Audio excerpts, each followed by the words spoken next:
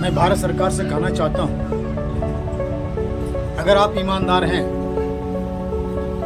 100% ईमानदारी में विश्वास रखते हैं, तो दूध का दूध और पानी का पानी कीजिए। जो सच है वो सच है, जो झूठ है वो झूठ है। इसलिए फैसला आपके हाथ में है, और आप चाहे तो कर सकते हैं और नहीं तो नहीं भी कर सकते।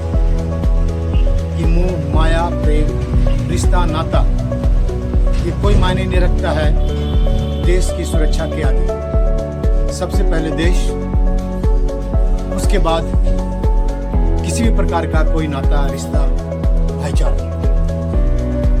आप अच्छी तरह जानते हैं कि हमारे देश का बंटवारा धर्म के आधार पर मुसलमानों ने किया और अपना हिस्सा ले लिया। जो हिस्सा ले लिया उसका इस देश में कोई भी अधिकार नहीं है। उनका खड़ा होने का भी अधिकार नहीं है, रहने का भी अधिकार नहीं है। जिसने अपना हिस्सा ले लिया उसकी नागरिकता तुरंत ही खत्म हो जानी चाहिए।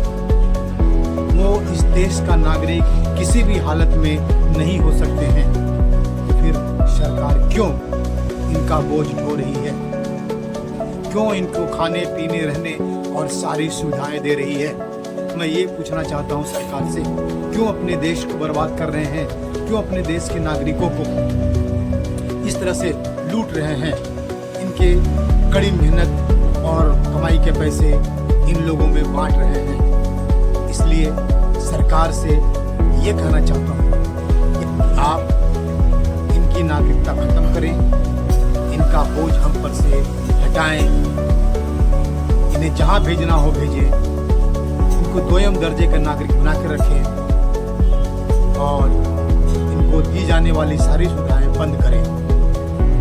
क्योंकि हमारा ही पैसा खाकर, हमसे ही सुविधा लेकर ये हमारे ऊपर प्रहार करते हैं, हमारे देश को खोखला बना रहे हैं, हमारे सनातनी भाइयों की, सनातनी बेटियों की इज्जत से खेल रहे हैं, किडनैप कर रहे हैं, हर तरह का वारदात कर रहे हैं। पूरा देश त्रस्त है, परेशान है इन जिहादी मानसिकता वालों से। इसलिए सरकार से अनुरोध है कि आप जितना जल्दी हो इसका फैसला करें। तो पेपर निकालें, किस आधार पर इन्होंने देश का बंटवारा किया, फिर किस आधार पर ये यहाँ रह रहे हैं। ये इनका कोई भी अधिकार अभी यहाँ रहने का नहीं है। बस यही अनुरोध है। मैं सभी सनातनी हिंदुओं की तरफ से सरकार से अनुरोध करता हूँ कि मुसलमानों की नागरिकता यहाँ खत्म कर दी जाए और इनको दी जाने वाली सारी सुविधाएं बंद कर दी जाए। जय हिंद, जय भारत।